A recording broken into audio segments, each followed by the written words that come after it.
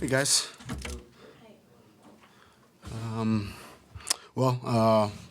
Good to get back on the in the win column. That was, I thought, a very good game by our guys. Total team effort. Defensively, I thought the guys played hard. Execution was very good. Got contributions from a lot of different guys. Focus was on the little things, the details, alignment, assignment, technique, fundamentals. I think we thought we had a lot better execution from that standpoint. The atmosphere was, as usual, was electric, and I thought our fans were great. We need that. We need that, and anytime we're in that home environment, it certainly is very helpful. We'll be starting to stretch here on the road these next, I believe, 3 games, which is not easy. But it's all going to all come down to our preparation and our Wednesday, our meetings, our walkthrough, our practice, that preparation, and if we do those things, we'll give ourselves a chance to put ourselves in a good situation. Brian, what do you think specifically was working just against Indianapolis's run game? I thought we got just good technique and fundamentals up front from a number of different guys, starting with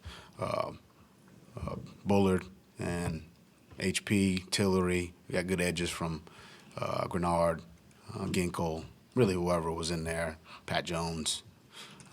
Backers played downhill. They did a nice job there. Thought we tackled well overall. Again, it's a total team effort, when you're going against an O-line and back like that. Everyone's got to handle their responsibility. If you do that, you give yourself a chance, and then I thought the guys played well. Brian, what led to a bigger role for Dallas Turner on Sunday night? I know that's something that a lot of people have been talking about. I think, Gink was a little bit, not hurt, but he got a little, he had a minor thing that he was dealing with. So, Dallas is the next guy in. He went in, played well. Gink said he was ready to go back in, and we just, kept the same kind of grouping, for the remainder of the game. And Dallas did a few good things as well. So, again, that's a deep room. There's a lot of good players in there. And, by and large, we'll go with the hot hand. What do you remember about what comes to mind in terms of the evaluation of John Grenard prior to free agency? I think, when I think of JG, this term's used in basketball, two-way player, offense, defense. I kind of use it from a scouting standpoint. I don't know if I've used it with you guys. So there's the splash plays that everybody likes, that everybody wants to write about, and all those things. And, that's, I feel like I say this every year. You get 10 sacks and you play 1,000 plays. You can do the math on that. It's not, that's the stat number that everyone talks about. But I think how he plays the run, setting edges, knocking people back, some of the things he does within the rush that help other guys get open. But he's got a rugged play style, but he also has the splash plays also. Two-way player, a defensive two-way player. So the splash plays plus some of those rugged defensive, knockback, just the physicality you're looking for. And he brings a lot of that to the table. We saw that on the film. His leadership is something that you don't know until you get him, and he's been great in that regard. How does he do that, especially against the run? He's a big guy, but he's not like what you would dream up as far as like a run-stopping defensive lineman kind of player. But what are the He might not want to hear you say that. I don't know. What are we saying? Yeah. You see, he looks like a pretty big guy to me. It's just my opinion. But in terms of like, he must have pretty good, in addition to that, technique on, He's got great technique, great fundamentals. He's strong, he's physical, in my opinion. He just does a good job out there. I think there is, over time, you get a feel for how tackles are going to attack you, how tight ends are going to attack you, how to deal with double teams. There's an experience there, a recognition, a formation recognition that he has, that a lot of our players have, that allows him to anticipate a little bit of what he's going to get, and then be, physical from a play style standpoint. I think he just has there's something to kind of learning how to play that style, which obviously this being his 5th year, he's had some experience with that, and he's done a nice job with that. And we've got a lot of guys who play that way. He had on the Murphy interception, he blows up the tight end when he's trying to chip there. What does that do, I guess, just for the overall progression of the rush when that chipper probably is trying to get out and maybe release and get a safe throw to play? Yeah, I think it takes, one target away from the quarterback. For me, it's just that physical play style that I think I tell our guys, don't ever forget about the physicality of the game. Whether it's reroutes, whether it's knocking somebody back, whether it's, winning the line of scrimmage. I think that's important. That's important, part of the game that as a game continues, their body blows. But specific to that route, it just takes a target out, or makes it harder for that guy to get into his route. And then just from a rush standpoint, you can hit a tight end and then work a game or something like that. So he does a nice job of that. Again, we've got a lot of guys who do a nice job of that. But that physicality of the game is something that I think is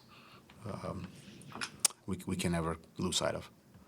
Brian, I know Ivan did the green dot some last year, and obviously doing it now with Blake out. Yeah. How much can that help him when Blake comes back in? Presumably resumes that role. Yeah, I think the green dot, they can only have one on the field. But, I tell our guys, we need as many signal callers on the field as possible. There's so much communication that you have to have. I think it can only help them.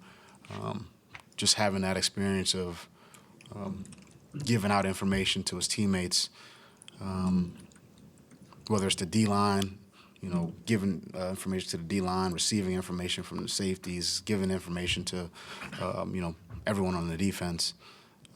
He's centrally located. That's the linebacker position. You're talking to D-line, you're talking outside backers, you're talking to safety. They condense the formation. You're talking to a corner. So you're talking to everybody. So that for him is, just great experience. And then if he doesn't have the dot, I still expect him to talk. I still expect him to, give out information, receive information. It only makes all of us communicate better. And normally when you have good communication, you have good execution. So we need it from everybody. Brian, you're talking about what gets attention, like sacks and stuff. Your interior defensive linemen don't get much attention, just the nature of that. They get it from me. Yeah, so I'm just curious how you felt about that part of the defense going into the season and how that sort of manifested in the success you've had. Yeah, I've got a great relationship with really everybody on the team, but I spend a lot of time with HP and Bull. Those are two guys that I talk to really on a daily basis, just to get a feel for what they think of the game plan, but really just how they're doing generally, how they're feeling. Like you said, there's not a lot of love shown to those guys, so I try to show them a little love when I can. But they're such an important part of what we do. And not just here, but that's just, league-wide. Those interior guys who, don't get all the accolades or don't get all the splash plays. But oftentimes they're a big reason why those splash plays occur, why TFL occurs. why somebody can shoot through the line of scrimmage because there's two on them and they're dealing with double teams or penetrating a gap and somebody wraps it and gets a pressure, gets near the quarterback or sacks the quarterback. And I like to highlight those things because it's in this team defense and a team effort. Normally, there's only a handful of guys who get to make the flashy plays or the sexy plays. But in football, that doesn't happen unless someone else is doing their job and allowing you to make that play. And that's really at all positions. I learned, and my high school coach said, you can't, you're not going to score a touchdown unless the offensive line blocks, receivers, the quarterback's got to throw it to you, the line's got to block for you. I mean, all those things go together to have a good play. And, those D linemen are a big part of that. So Harrison Smith makes some plays as he does. I'm just curious with his longevity, are there any areas that you have to consider his age when you're putting together a game plan or just asking him to do all that he's doing for you? No, I think he's healthy. I mean, he's another guy that I'm talking to really on a daily basis about how he's feeling about the game plan. And until I see some, reason to pull back, we're just going to keep moving forward. And he's done a great job. Brian, being in the same division as Sam when he was coming in, and I think you played him 5 times. Is there anything he's doing now that surprises you, having prepared for him in the past? What he's doing now? I think he's playing great. I really do. I think, when he steps out on the field and our offense steps out on the field, we have a lot of confidence as a group that they're going to go down the field and, make plays. It's a hard question for me to answer because I'm not, watching him every day. But just from, I don't want to call it an outsider's view because I'm in the building, but, my focus is on, the defensive guys. So, what I see is, a little bit that, we see in practice. Although when they're doing their drill, I'm normally coaching our guys, so I don't really see much of that either. But in game, whenever they step on the field and it's Addison and it's Hawk and it's Jets and, Aaron Jones and, saw Cam Akers hit a few runs yesterday. And the O-line's playing well. I mean, and Sam's obviously at the head of that. There's a lot of confidence. And do you feel like the mini-bye, taking a look at anything, like clarified maybe where you wanted to take this thing someday and then in the weeks to come schematically? I think we always self-scout. We always take a look at what we've done, what we're getting.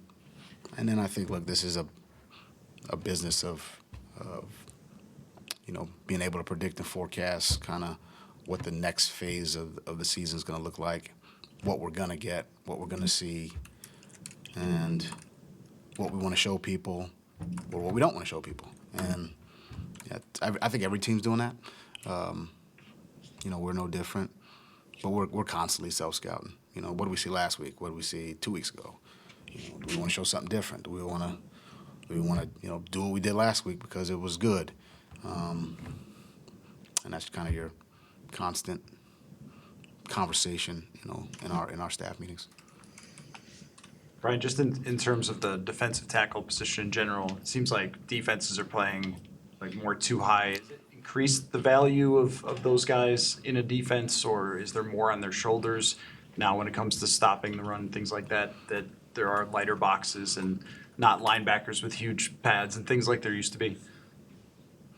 I think the huge pads, it's got me thinking.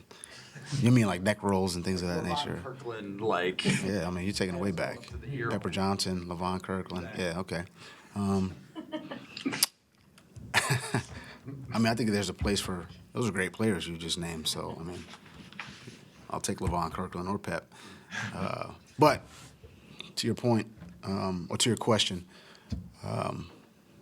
yeah, there is a little bit. I think the too high is kind of in vogue right now, and when you do that, there's more pressure on the interior players to, handle double teams, play with physicality, win the line of scrimmage. Again, every player is important. I think if one player is out of position, that's all it takes. It's for one player to be out of position for there to be a big play. So, as far as importance, is there more importance on that? I think that's up to anyone's kind of personal opinion. But for me, I think it's that position's always been important. I think it's always kind of been the the foundational pieces of any strong defense. It's just kind of winning the line of scrimmage, handling the inside part of the field. I think we've got guys who are certainly doing that for us on a consistent basis. Everybody get out and vote. Yes. Great. Got to get that done. All right. Thank you.